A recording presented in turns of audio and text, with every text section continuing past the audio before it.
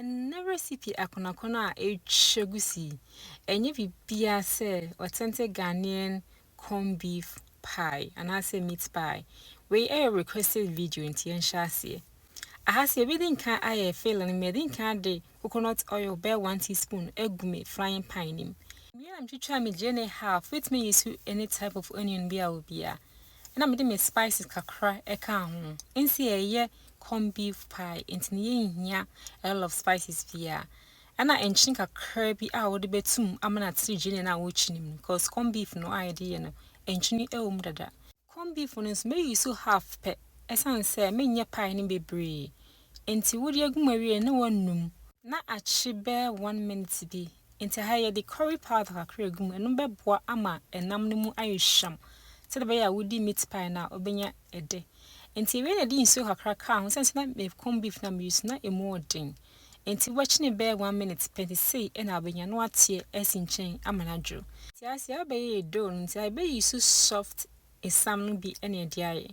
Ti me use cup miensa. Mediku mu wie na me fa me milk powder enso edigu mu na me de nchine kakra. Na me fa nutmeg no na me twi nti e betwi be half ene ade agum. Nti me wie no na me nu no nyina mu ane fry kama. Me butter no me ba be use me den kan use o mane da hono be for 1 hour bi. Aha nti na should I too soft. Nti meat pie recipe in there say wo ya o madrin na butter na be use no say medium soft.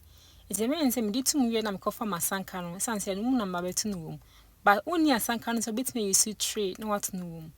Enti a high so made me butter e fifa yonin eno bebo ama auto pa na enkekem eno nti aha no ho hie ye pa nti wo wie a na fe de wa mix o margarine eno usam no se wo mix ya na enye too fast na say bia enforce ohun to bo ase na mix kakra sa na enye te say the aye buyem no ohun aha no I say a crumble bi sa na ohun aha no sa teshan ne hina inti along the way na wapa be chiro amohu the way a esitie enema ye de ni nyina nso medicine nyina nso e wo caption ni mitimi srew ya no akreke e wo sro ho na wa check ni wa hwe inti ewie no ye de ensuo a enwunu kakra afra to bo asene fa gugum ohun aha mfantem so enye e sabe ye na do na ye de ayedin inti wie na kakra sa na wonum na wo de fra enyi yirim kese ohun ase wo fa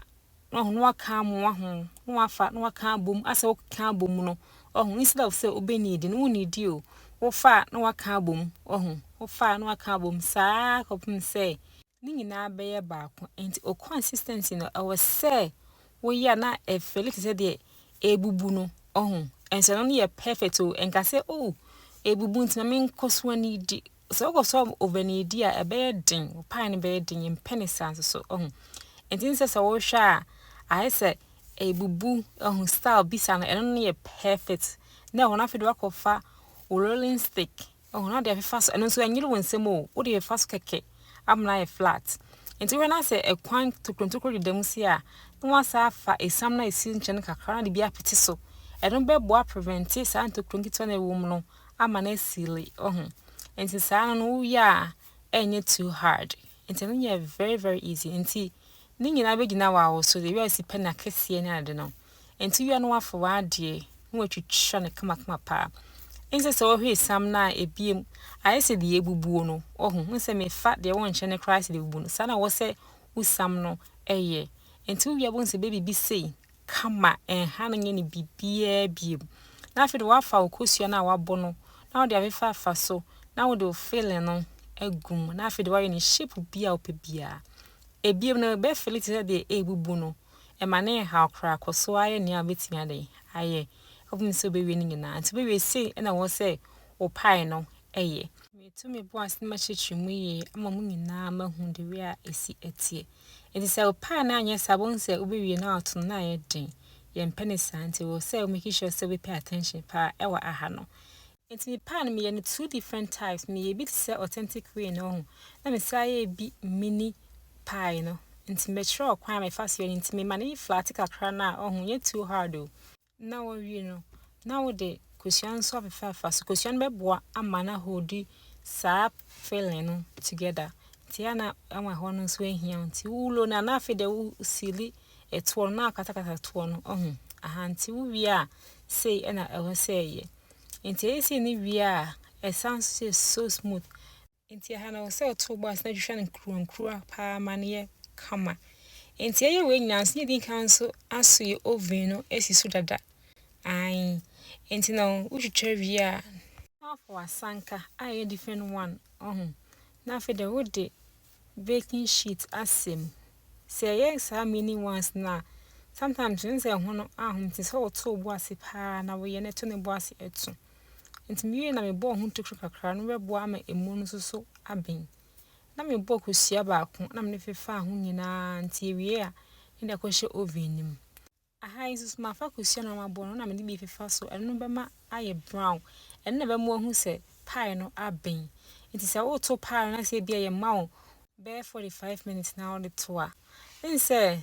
heat no how you no be different from media it's the yan so we pay attention to a straw no aha nti no be brown